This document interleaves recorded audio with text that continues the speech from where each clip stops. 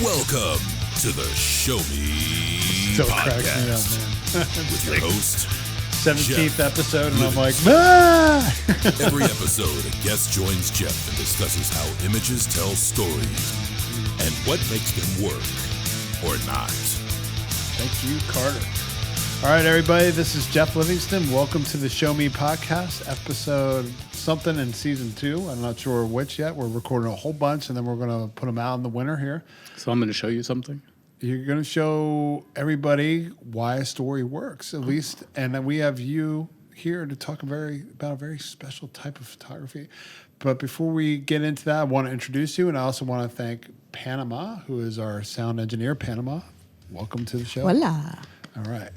And then today's very special guest is Jeffrey Morris, who is a DC photographer and extraordinaire. He does all sorts of types of photography, but his main bread and butter, if you would, is probably pet photography, that and event photography.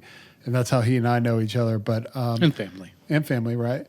And he's moving to L.A. Yes, I am. So I had to grab this guy and sit him down before he got out of town and make sure we got some of that wisdom. Not until April. Not until April. So But, I'm still around. so he's still around, but we want to talk before you get out of here. Absolutely. And, we're excited to have you. Excited to be here. And so with that, I did want to talk about pet photography and animal photography in general, just because you're very good at it. And on top of it, it's something that I've always kind of liked. Ooh, we lost our little cue there. It's something I like a lot. I'm really amazed when I see beautiful wildlife photos or pet photos or people with their animals. And it's definitely a very popular type of photography. And believe me, living with a little kid, I see it all the time. Yet I just can't see doing it. And you see a lot of bad animal photography too, particularly on Instagram, as usual. But I wanted to really ask you. I think by now everyone knows your feelings about Instagram. I know. It's it's this love-hate thing. Yeah, no, I agree. I find myself It's posting like the shopping mall. less and less. It's terrible. But with that, first of all, let's talk about somebody that influenced you a lot on that front, and then we'll dive into some of your own work. Sure. And as we get in there, let me make one distinction that I see wildlife photography and pet photography. It's very, very different. There's some common overgrounds, but pet photography, I actually, at least my approach to it is much more like my approach to family photography than it is to wildlife. I'm sucky at wildlife. It's just... Stop lying. I saw you running around with that 600 millimeter lighter. I don't have one, and that's one of the reasons why I suck at it. But we'll talk about that when we talk about telling stories with it, because it's a different story that you're telling. Right. And so the guy we're going to talk about today is Joel Sartore, who's still around and still very active and Nat Geo photographer, right? Yeah, I saw his photo arc project at the Annenberg Space for Photography in L.A., and if it comes around, go see his show, go to his website.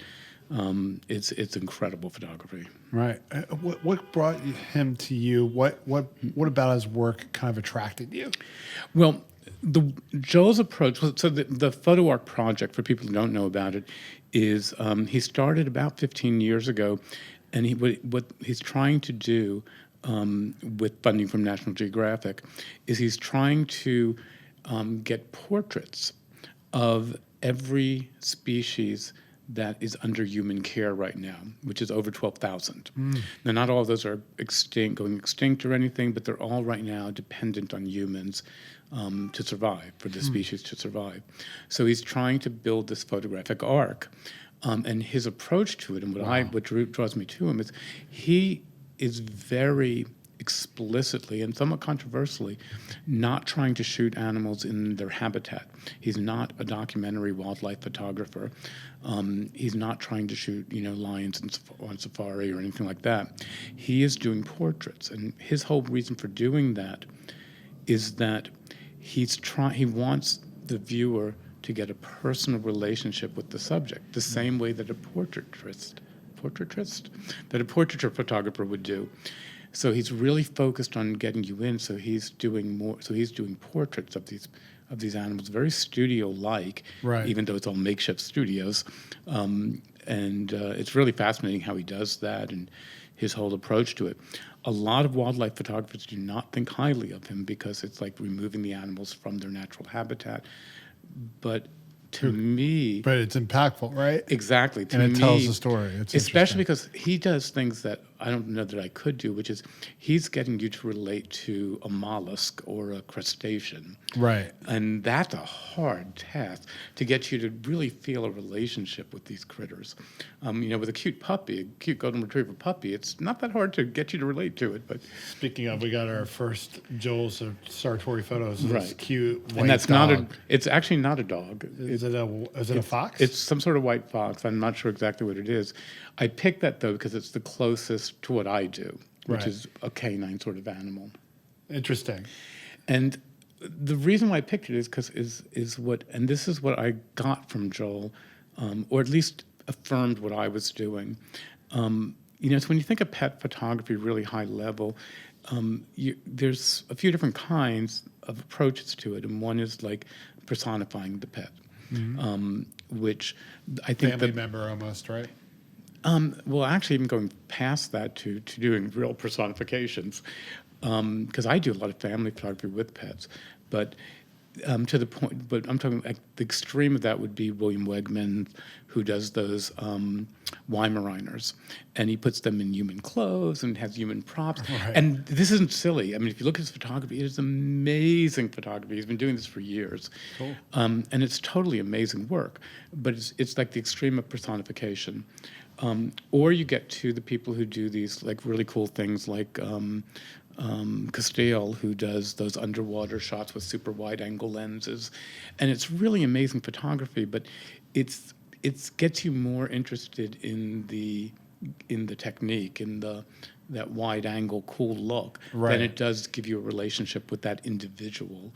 So my approach and Sartore's approach is more going for that individual, Right. and getting you via the expression, really focusing on the expression to get you to get a Kind of make personal you emote, relationship, right? Yeah, it's kind of like draws you into. I can relate to this. I'm interested in the subject more than in technique or anything like that. So looking at these guys here, was that like a field mouse? Yeah, I don't know. It's kind of like a rat-looking thing. It's a rat. It's some sort of rodent. It's some sort of Which rodent. is something you normally would not feel passionate or likable towards, but yet this is Exactly. a very likable little animal. Right, and part of what he does is to get you to focus on the expression Right. that they're doing, that it's an individual expression, is he strips out the backgrounds. So the white backgrounds, if it's a small animal, that probably wasn't studio. The black backgrounds that he uses, it's mainly like black tarp. Okay. But he uses lighting so that the light falls off really fast, so it's lighting the subject, but it never hits the background. Right, makes so sense. it turns black. Beauty dishes and the like. Yeah, exactly. Yeah. And so, We're talking gear. well, sort of. Sort of, but so he's focusing on expression with this one and the next one that we're going to see. What is that? I think it's It's a blue-eyed, some like sort of lima or something. lemur or lemur Yeah. or rat. But If I don't know what it is, it's a rat. and with those, he's getting you to relate to them primarily through their eyes. But with look the, at that expression. Like, With the lemur, though, it's also the grin. yeah. And the shrugging of his shoulders. You know, Yeah, it's- he's kind of got like this wily little look. and so know? you start imagining, Or her, you know? And so you start imagining what is it thinking, what's it looking at, and you start filling in the gaps, which is how you get a viewer to form a relationship. The same, I mean, it's a standard owl shot, but not one because it's that clear background, it's that studio sort of portrait. Right. But the other is look at the expression on that guy's face; it's just incredible. Well, also the eyes too. It reminds Yep. me of this show. I think it's like Woo Assassins. No, that's not it. It's an AMC show where they have these like crazy postmodern lords, but they have these magic powers where their eyes just like, Yep. you know what I'm talking Follow about? you around and Yeah, no. Then their eyes turn like fill up with like some sort of like dark blood and wow. Ooh. And it looks like that. It's like I could pull up the show anyway. It's like almost like it's cute, but then it's kind of scary. I agree. And it is a predator, but But it looks so harmless there. It looks like a stuffed animal. so it almost. sticks its claws in your eyes, man. That's It true. turns your eyes looking like that, man. That's true. No, but so no, it's definitely the show is called Badlands. Sorry. No, it's a fantastic portrait, and seeing Al that closely with that kind of detail, not in flight Yeah. or on a tree, is amazing. If you go to his website, there's some videos of the background of how he does this and all the prep that goes into shooting each one of these. It's actually quite a lot. The one that follows it, and the reason I included that among the samples, This gorgeous little monkey here. it's It's a mandolin. Yeah. Again, I'm not a wildlife person, but the reason I included that, the reason I wanted to show that one, was because he one of Joel's techniques to do this, to get you to focus in on their expression and nothing else, is his use of light. Right. And Comes so in from the side. in here. this one, he's I think getting it's that got light there, just too. on the face, but notice how it falls off of the body. Yeah, it's very small. He light. wants you focused on. He wants you to draw the viewer into that face. And the highlights too. It's Exactly. just fantastic. Exactly. On the right side of the subject. Yeah. Exactly. And she's a redhead. I'm going to say she this time. If you like. Yeah, or whatever. He. But that's the whole point, is to get you to start imagining those things. Right, yeah. Rather than just wondering about whether it's going to kill something tonight. Yeah. which when you see Sartore's photos, you don't think that at all. No. When you see in the wildlife, you do. It's trying to get you to think of these animals less in a generic way, and less in a biological species, and more as something personal. Because his view is that if we think about animals personally, Right. that we'll care more about them and we'll want to save them and put more into them. And that's his whole mission. That's awesome. So That's really cool. Yeah. Has he been successful in your mind? Oh, yeah. Yeah, the photo arc tour has drawn so many people. So one of his other ways of getting you to focus on expression is not with light, but with using low depth of field, so that the focus is right on the eyes and that hand. This also shows you how it's not only the eyes. It's look at the hand. It adds so much to the expression in this photo. Right. But then by doing it's also Very human, right? Yeah, it's also in the next photo that we're going to get to of the whatever cat Cat. breed that is. Yeah.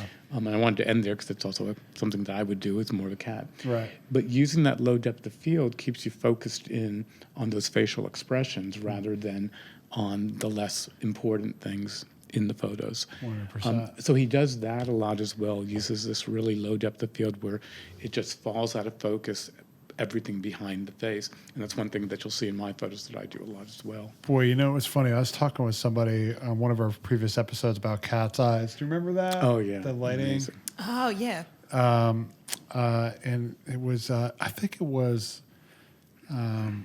Joe Newman actually. Mm-hmm. And it was who's the football player? He just did the workshop with the NFL. Kaepernick. Kaepernick, right. Who did the portrait of him on GQ? Hold on a second. I know this is terrible to do. I know the photo, but I don't know who took it. Yeah, I know. It's a great photo, and he's got the cat's eyes in it because he did the two strips to give him the lights. Mm-hmm. But, geez, I don't know. Anyway, the thing is that artist uses depth of field. He's famous photographer. Of course, I totally whiffed because I did the podcast after work. I'm sorry. I'm tired. I can't help it. I'm going to find it. And, it's just fantastic because you literally have these eyes, right? And you have these slivers on both sides, turning the pupil into a cat's eye, literally. And that's it. Like, even their ears are fuzzy because of the depth of field. I mean, the guy must be shooting at 1.2. Yeah, well, with cats, one of the tricks is that because you also get into cats, their eyes color will oftentimes change. Right, that's interesting. With different light, and sometimes not in real attractive ways.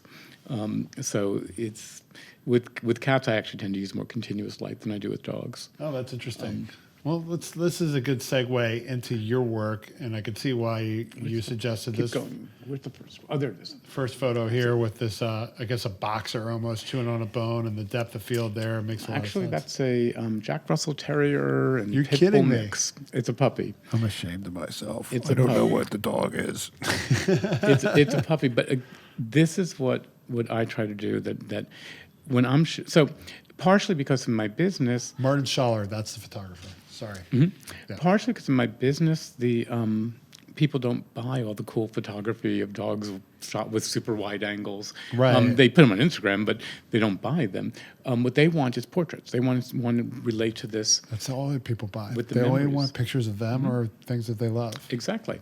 So, and it's also because that's what I like to shoot, is more bringing out individual personalities of pets, which sometimes it's hard and sometimes it's not. Tell me about that. I mean, I imagine it must be just difficult generally to get them to sit still. Well, you want to know a good trick? Food. No, an assistant. Really? Yeah, absolutely. You have to have an assistant. I would never think that. Yes, actually, when I'm doing environmental shoots, I usually have 2 assistants, one to help with the lighting and one to help with the handling of the dog.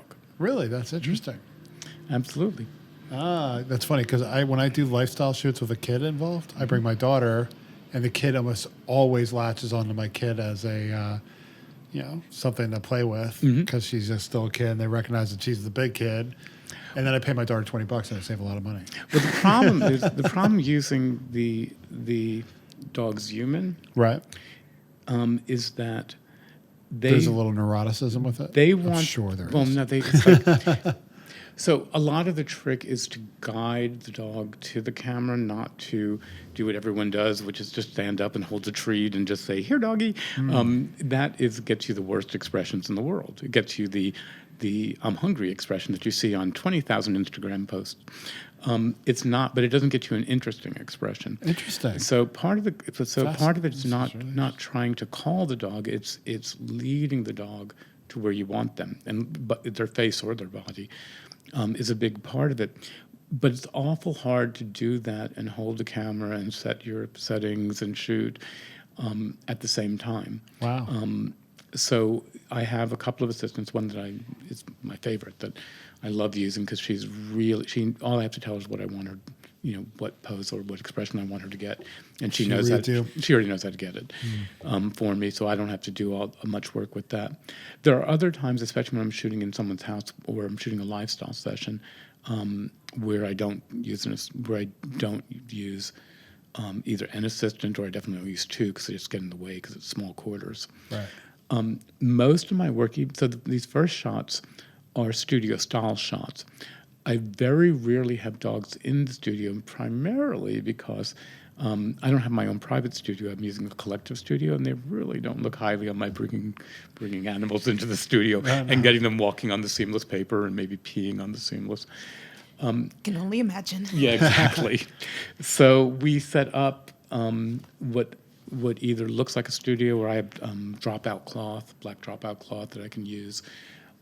Or sometimes I use the environment, like I did a chocolate lab, where they had this kitchen that had those big black and white alternating tiles.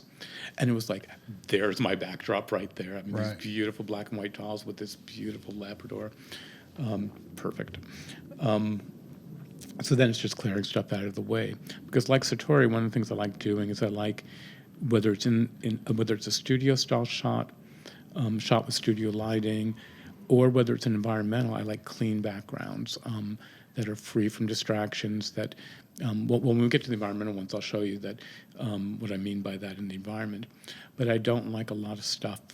I don't like props. I don't like a lot of stuff. I like very clean backgrounds, and I want to focus on that dog's expression. Yeah. Or I'm using dog. It could be a cat, but usually it's dogs. I've also done bunnies. I've done a frog.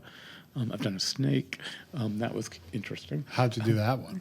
There's Snake? a story there. Come on, man. Well, I had. Why to, didn't you put that? I photo did in? have to depend on. I did have to depend on the owner to work it.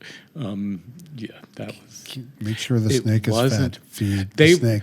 Well, let me put it this way. My client was very happy with the photographs. I was not. So You were like, oh my God, this is horrible. yeah, exactly. And the funny. client was like, "These are great." And it's like, You're like, great. I'm so glad you're happy. I'm never going to put this in my portfolio.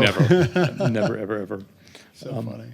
But yeah, so the first one's Winnie. She's a sweetie. What about the second one here? The Is that a second one's Goldie? that's actually mine. Oh, is that? And that's my Turkish import. Oh, it's a Turkish dog. She was rescued in Istanbul. Once again, Aw. I mangled the breed. Oh no, no, you didn't. She's a golden golden retriever. But I knew it. Nice. She was rescued in Istanbul. I used Getting her. older, huh? She's actually only 6, but Really? she has a very prematurely white face. Yeah. She was on the streets for at least a year, maybe longer. Rescue dog. But she is one of the things I do with her. Like she's my test model. So this was I I was about to do a shoot where I went to the people's house. It was going to be a lifestyle shoot, and they had this beautiful round stairway. It's in house in Glen Echo. Had this big, beautiful round stairway, and we thought, wouldn't it be great if we just put the kids on the stairs and get a couple of posed ones and let them play? And then the clients loved that idea, and I got home and I thought, how am I going to light this? Right. So that's where my dog becomes my test subject. Sure. This was the stairway session. Nice. And again, it's all about getting the expression. Yeah. So you and I talked beforehand about eyes and expressions, and I said, oh, it's always about the eyes. And you said, well, not so much. We're getting there in just a second. Okay, cool. Well, seniors first. Senior dogs have a special breed. And this was done during a set of mini sessions. Yeah, where we were shooting black and white shot, monochrome. We were shooting all black and whites and all in this one big white wing chair. And so this woman came up and she had two dogs, and one young and this one. And Louis. And Louis was, I could tell, was a really old golden mix. And I know how the last portrait I did of my last golden is probably the most meaningful photo that I've ever taken to me. And so I wanted to make sure, even though it was a mini session, I spent a lot more time with him than I should have, that I got her a really great portrait of Louis, because it's one of the most impactful things. He died about 3 months after that shot was taken. I have a portrait of my dog like that. Yeah. An old dog. Mm-hmm. It's hard. It is, but it's also special. It's. I mean, I cherish the last portrait I have of mine. It's a really good photo, but it's also so meaningful to me. It brings like a happy tear to my eyes whenever I see it. And I know Louis does too. That's pretty cool. And is that the younger dog, the next photo? I brought this one for a couple of reasons. One is that this one really is all about the eyes. Well, and the expression on the look, but it's a lot about the eyes. The other reason I brought this one, that's just right before he passed. Yeah, it's my little boy, June. I still think about that darn dog That's a gorgeous every photo. week. I love it. Yeah, I love that. Yeah, he went down 2 days later. He was blind. If you look in the eye, you can see it. Yep. Poor guy. I gotta get me another Junior. My dog now, goddamn, I hate that dog. You must hear people's pet stories all the time. They must just tell you, like, Jeffrey, let me tell you about my pet. Back to you. Sorry. Anyway, the one with the golden puppy and the golden in the background is again, it's all about the expression. And the reason I chose that one is that was actually taken. I'm going to get a little bit into gear now. That was actually taken with the little Sony RX100. Oh, cool. Which is just a travel fixed camera, lens. right, yeah. It's just a fixed lens, 1-inch center camera. But you can do great things with a fixed lens, 1-inch center camera. But even when I'm shooting an action shot like that, to me, it's still about the expression. It's the story you're telling, right? And you want that dog's story. When I'm culling through 100 photos and picking the ones I'm going to edit, as long as it's not technically horrid, totally out of focus or something, it's always going to be the one that has the expression that's going to be the winner, because those are the ones that tell the story, or more cases not tell the story, but elicit the story from the viewer, right? To fill in. So like this one, you can ask 3 different people what they think that dog is thinking or feeling or whatever, and you'll probably get 3 different answers, or maybe 4. Let's go on to the next one. Oh, now we're getting more into the environmental. Now shots. we're getting environmental portraits. So you talked more about getting that expression, and in this case, with this beautiful dog on the boardwalk, we got a great expression, obviously, and that tells a great story. But how's that differ when you're in an environmental shot and you have this backdrop that's kind of almost like awesome? I mean, clearly you're shooting the sun's somewhat facing the camera. Well, you can see the sun. It's backlit. Yeah. Sun's behind the bridge, coming under the bridge through that arc. But one thing to notice about when you're looking at both these two side by side is, even though there's an environmental quality and the environment adds to the story, there's not a lot of things. Right. I don't include most of the bridge. I don't include. There's not things much in there. distraction. It's very bland. It's You're right. again, I'm going for the portrait. What I'm using the environment for more is to add texture, color, things like that. So with the little golden puppy, which, so that's actually on leash with my assistant walking it. Oh, really? And I like Absolutely. how you use the boardwalk as a little bit of a leading line on that one, too. Absolutely. Yeah. But the so my assistant, actually, if you look really closely, you'll see just a little bit of her shadow. Yep. Right over there in the corner. That's right. Right in the corner. Sorry, That's I it. keep So she migrating was- away from the mic. She's standing slightly to on this side, to the Right. left of the dog, and slightly behind. And I might have even had to wow. photograph a little bit of her out, and then I Photoshop out the lead, leash, yeah. and I use one of the tricks I learned is to get rid of the dog collar, unless it's something special to the owner. I got one owner who had this black lab with this red collar that she had to have in there. It was part of the dog's Exactly. outfit. So we just got rid of the ID tags. Wardrobe. But with the other dogs, I use a slip leash because it's just so much easier to Photoshop out. Now, of the photos you suggested, this next one is probably my favorite. It's just because One of mine too. beyond just the great portrait of the dog looking right in the camera and it sitting just barely touching that right third, great composition. In environmentals, I've been, especially lately, especially my beach photography, Yeah. I've been really getting into negative space. Yeah, this has fantastic negative space, but it's gorgeous, beautiful scenery, great depth of field. It's just such an inviting photograph. I mean, God, you could sell this to whatever beach you worked at for this and get That's them to buy it beautiful. for their tourism. It is a gorgeous Well, photograph. except for I didn't have a permit that day. So. I don't know what you're talking about. Never Yeah, do neither that do I. myself. I don't know what you mean. What's that? Permit. So, I yeah, didn't know this- you needed one. This was a shoot I was doing in California. Yeah. And we have a whole series that were just wonderful. This dog was off leash. So this was in L.A. This was in LA. This dog was off leash. So where are the hypodermic needles? No, no, no, no, no. No. Oh, I'm sorry. That's Ocean City, Maryland. Yeah, no, these beaches are gorgeous. Although I do clean up a little bit of seaweed and kelp, sure, that's probably yeah. on there. But Which beach? Which beach? This was, I believe this was Marina Del Rey. Nice. It was either Marina or Playa, I can't remember. So we were doing a shoot with this dog, and it was just running around at sunset, or late golden hour, really late golden hour. So you get the beautiful golden light coming from the right of the dog. Wow. So pretty. Onto the dog. Yeah, the sunsets there are amazing. And this one, we were just using a reflector instead of any artificial light. Although I do use artificial light a lot, even in sunsets, with a tight grid. Little Phil. But what I personally loved about this one, besides from his face and the one eye showing, and the negative space, is that the environment doesn't add anything except for really color, pattern, and texture.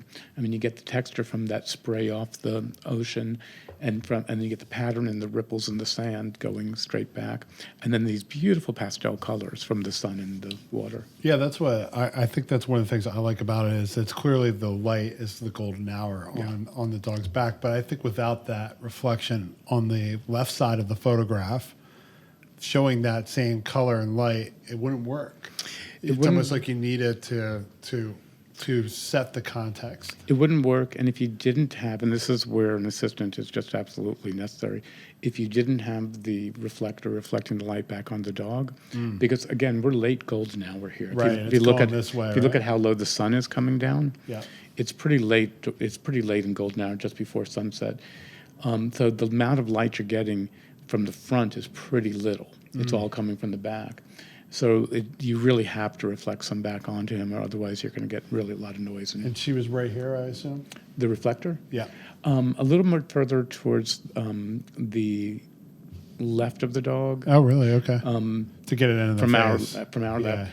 And then, one of the things that, and just, I mean, it's a little technical, but one of the things I see people doing wrong all the time is they're doing the geometry, and so they're trying, the sun's over here, so let's get the reflector down here. Right.